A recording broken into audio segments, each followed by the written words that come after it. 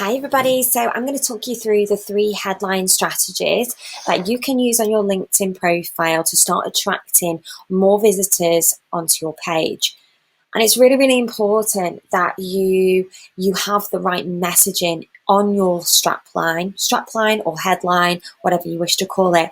It's just really, really important because when your visitor comes to your page, they want to know in like an instant what it is that you do and how you can help them. And that's why strategy is so important. When you think about it, when you go on somebody's website, they say it takes just a few seconds for you to work out and figure out, is this person somebody, one, I want to connect with, and two, I want to actually engage with and talk to, because they might not even be a connection.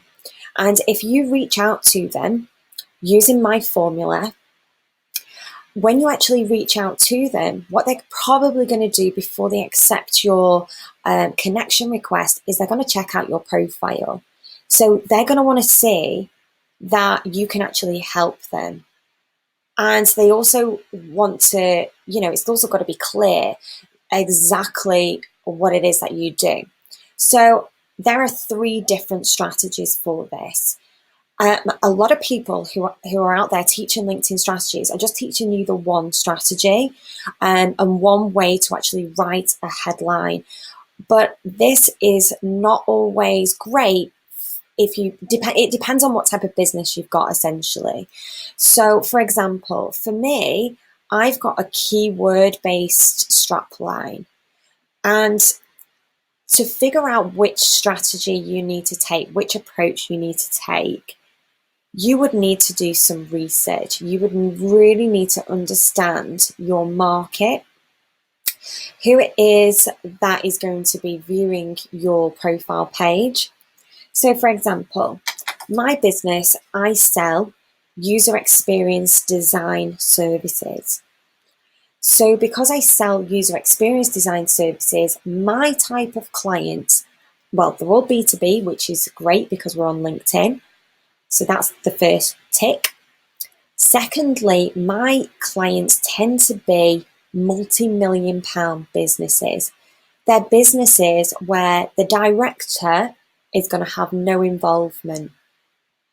So the director doesn't really have anything to do with me at all. Even if I try to contact the director, they won't want to know. The people that I need to approach are HR, because HR and recruitment, if they have internal recruiters. So if they have an internal recruitment team, I'd go to them first. But if they don't have an internal recruitment team, I would go to HR. And that's through my own research of really knowing who my customers are and who I'm going to target. And when I have this information, what that allows me to be able to do is to be able to tailor my LinkedIn profile to them. So because I know that I'm targeting HR people are very, in my field of work, so it might be HR people might be different depending on who you're approaching, but in the UX field, HR people, they just like to know exactly who they're working with. They're not into all the fluff of, do you want to be able to improve the design of your website? They're not that type of people. They just want to know, I'm looking for a UX designer, I'm looking for a developer, or I'm looking for a graphic designer, and I just want to see that in their title. So if they're sort of thinking we need somebody who's really going to be taking our user experience to the next level, they might want to see somebody with a title of something like head of user experience. And it doesn't mean I have to position myself as though I'm going to be an employee. But what it does mean is to actually grab their attention, I need to be able to act more as a contractor for their business. So because I know that about my customers, and also secondly, I know internal recruiters, and I also know that internal recruitment teams and HR really like to search for their ideal person to come and work with them. And because of this, having the keyword in my title is crucial. So here we go. User experience designer. Because if anyone's going to work with me, that is what they're going to type in, user experience designer. They're also possibly going to type in UX, which is why I've got that other keyword in there. Director, that essentially is not there to act as a keyword in this case, but is to give them the impression that I am the director of my own business. I know what I'm talking about. So if they're wanting somebody to come into their business at a more senior level, and when I say come into their business, I don't mean physically. So I work with people online. Basically, they mean come into their business, take a real hold on the whole user experience design, and really lead it with a team. So that essentially, I'm going to pitch to them my own team, my own business, which is clairefreshney.com. So you can see I'm putting that in there as well, because they're going to want to basically find me first of all using these key phrases. They're probably then going to want to check me out, and then finally, if they're happy, they're going to want to call me. So I have everything in there. Keywords. This is a bit of psychology in there just to ensure when they connect with me that they realise I'm a director of my own business, and making it accessible, giving them my website URL and making it really easy for them to get in touch with me. But this is a keyword-based strategy for your headline, and this is just one approach that you can take. The other two approaches are more to sort of get your users to empathize and really feel what you're saying, to really touch on their emotions. This isn't. This is a very logical approach. Now, I've tried the other approaches, the other two approaches, which I'm going to talk through in a moment, to my headline, and I realised that those two other approaches got me less traction, less people would connect with me. So I'm going to talk through the other two approaches now. However, you might find that one of these first two approaches actually gets you more connection requests. So I'm going to show you how we're going to test them shortly. But first of all, I'm going to talk you through what they are. So the how-to. Essentially, a how-to is like how to create an awesome user experience on your website in the next 30 days.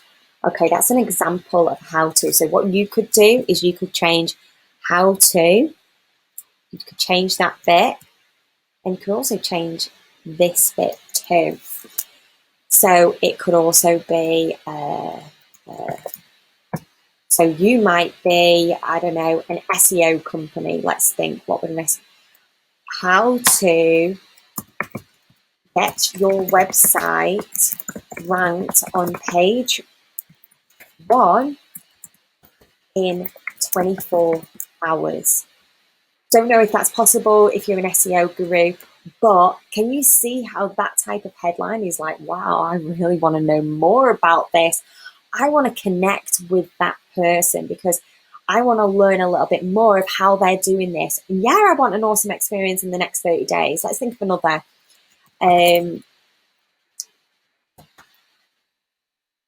How to, say you're a video producer, how to create awesome videos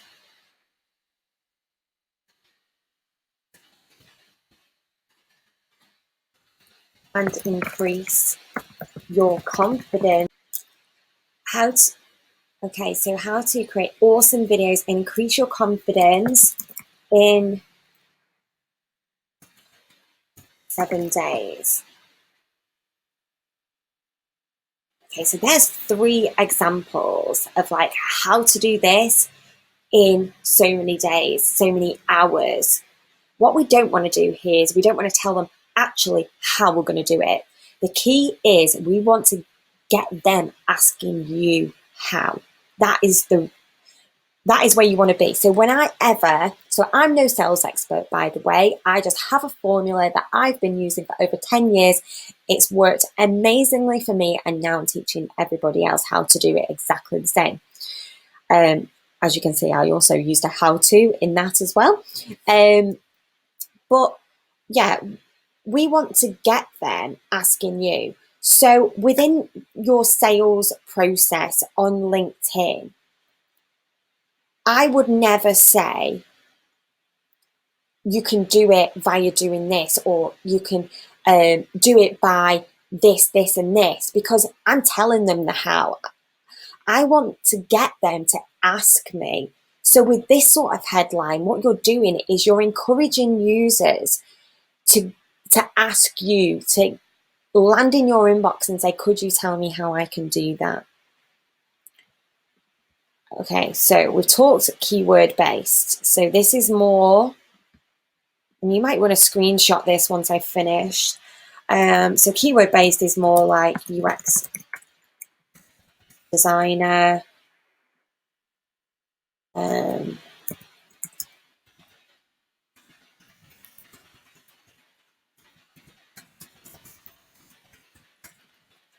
there is no harm if keywords allow to actually add in your like website URL or phone number on the end of these. But what I've found is you are quite restricted.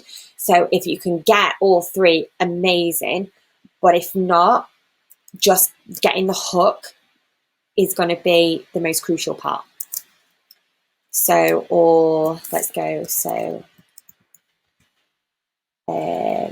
search engine optimization, SEO. And then you might want to say guru, because you're wanting to show your authority, or expert at page1.com. I don't know, something like that. Okay, so that depends on the research that you've done. And if you go back and actually have a look at how you actually research in detail, which I show you in an earlier video, you will be able to do this spot on, and you will know, is it 1, 2, or 3 that you need based upon the research strategy that I've already taught you. Okay, so your yes answer. Would you like to create an awesome website?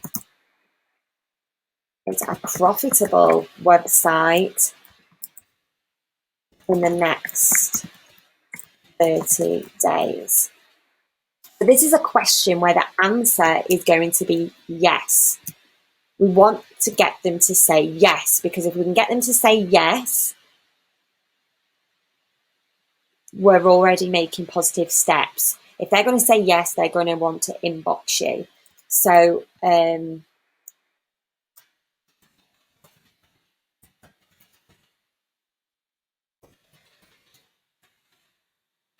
use.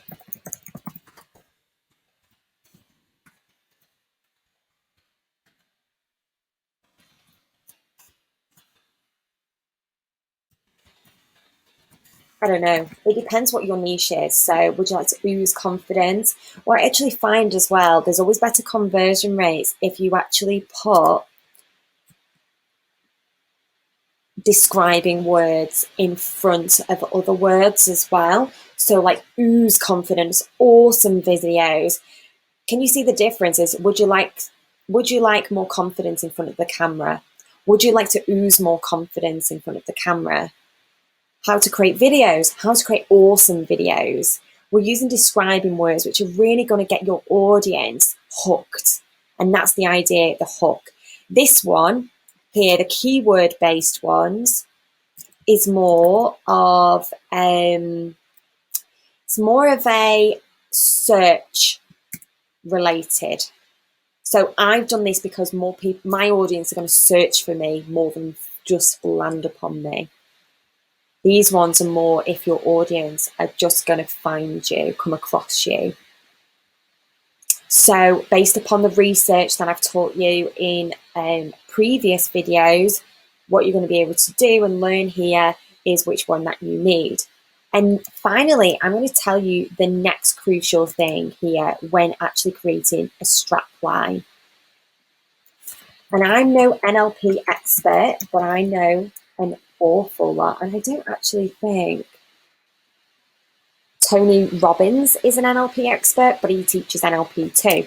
So, and there's a lot to learn in NLP. So NLP stands for neuro-linguistic programming. And within neuro-linguistics, we're actually looking at language and how language can affect things. NLP is used massively in business. So it is something that if you want to explore NLP, I'd recommend doing so.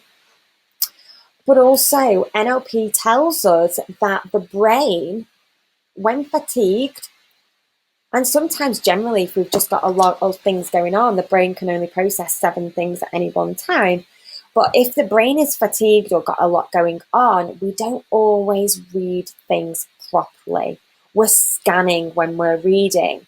So that's one thing to learn, scanning when reading.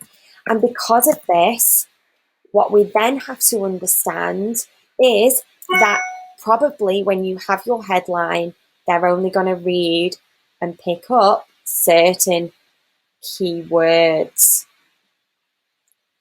Okay, so they're actually only going to pick up certain keywords. And why is this important?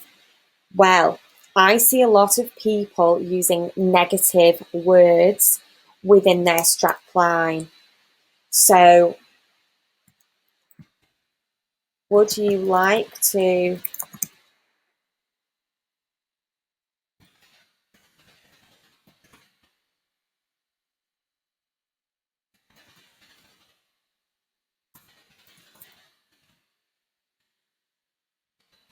I don't know. This is just a really, really rough example, but right, I see it so many times. And I need to find the one I saw the other day. Okay, confidence can't talk. What would that do to the brain? What this would do to the brain is it would tell the brain of and it would create that conflict, that internal conflict that the user already has. They want confidence, but they can't talk properly. They get the words jumbled round. I stutter, my mouth goes dry. Do we want to have that sort of thought going into the minds of your potential customer when they're reading your strapline? So even in all these, the big marketing world where they're teaching you a lot of how to do this, even if you can't do this, even if you struggle with this, using those words actually can have a detrimental effect. So what we actually want to do is we actually want to be using words with a positive connotation so that if we do have users who are quite tired, business people, were working so many hours a day, or, are really busy and are just scanning, we want to make sure that they're getting the correct message across to them. So using positive connotations within your strapline is crucial. So I can tell you where this works in everyday life. I see at the swimming baths, don't run. The kid who's really excited and having loads of fun, what do they see? Run. That's all they want to do is run, which is something we do not want them to do. So if we're actually taking that example, we're actually learning positive connotations in our strapline is absolutely crucial. We already know that scanning when reading is something that users already do. This is psychology that I already know because I'm a user experience expert and I understand human behavior. And this is something that I have tons of knowledge about already in understanding users that I can share with you. But a lot of it comes from our research that we do. So if I'm just to recap, you'll need to do your research and have your research fully completed so you understand your users and your personas. The second step is to understand which strategy that we need to take. And the third thing is to also understand that users scan and we need to apply positive connotations. However, there is a final thing that we need to do, and the final thing that some of you may do is you might be split between all three. Even with all the research that you've done, you're still thinking, how do I do this? And this is where split testing then comes in. So what you would then do is the following. So you would then have headline 1, headline 2, and headline 3 already written out. Then what you can do it over 7 days. You can connect. You're going to connect, say, with 50 people per day over 7 days. And what we're looking for here is connection acceptance rate. And then you're going to do the following for the next strapline and then the next strapline. So after 7 days, you change it, you connect with 50 more people per day. And so that's 300 people. That's right, isn't it? 1, 2, 300 people. And you're going to look, what is my conversion rate? How many of those 300 people connected with me, accepted my request? So you might think, right, 50 did here, but 200 did here out of my 300. Now, to get the best results for this, a lot of people are very impatient. I like to do it for 28 days because that gives me more statistics and more data to work with. So essentially that would take you, is it 84 days to actually define the best strapline. However,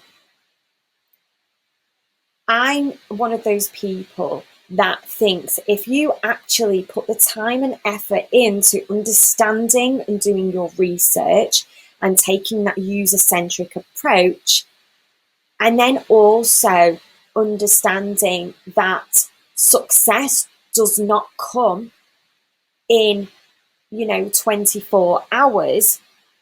And it's not to say you're not converting these people in those days. So in my formula that I teach you, I'm going to be teaching you how to convert. Obviously, this strategy here of having to test is only required if you don't know the answer to this. Now, I'm going to tell you this. When you actually know your users inside and out, you should never really have to test all three. The most you would test is 2. And if you really wanted to, you could just do 14 days. If the results are too similar, that's when I would then say you need to up it. Testing is going to be absolutely crucial. And this is what you need to do with every part of your LinkedIn strategy is I teach you exactly how to test. And once you know that you've got your connection acceptance rate spot on, which is actually the first key, because if your acceptance rate say is 10 out of 30, you might be converting with my strategy 8 out of 10 of those people, which might be more than enough for you. However, acceptance rate is going to be better, and we're going to be able to convert more if our acceptance rate is better. Our conversion rate is going to be better if our connection acceptance rate is better. So first of all, I want you to be thinking about how we can improve your acceptance rate. And it doesn't just go off your strapline. I've also taught you how to, your profile picture, your banner also has a massive impact on this. So you should already have those in place. Your strapline is the next thing, and then next we're going to talk about your description and the rest of your profile. And then once those things are in place, your connection acceptance rate is the thing that we're focusing on at the moment. And then the second step is actually your messaging, which is going to be getting these to convert like hotcakes. So my connection rate is brilliant. My connection acceptance rate is brilliant. And my conversion rates are also really great too. But I had to test and I had to understand my users to be able to do this. So I'm just going to give you that there if you want to take a screenshot of that, so that you can start to work on this and apply this to your profile straight away.